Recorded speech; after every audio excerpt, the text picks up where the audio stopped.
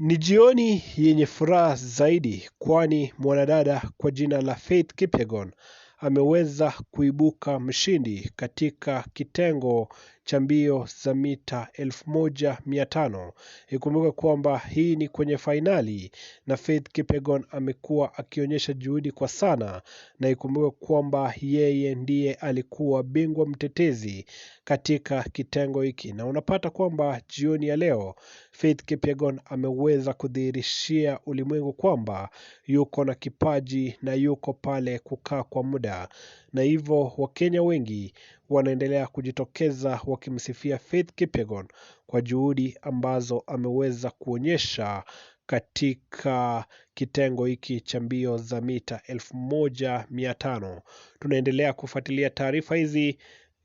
na ujio wote utakuwa unaupata katika channel hii.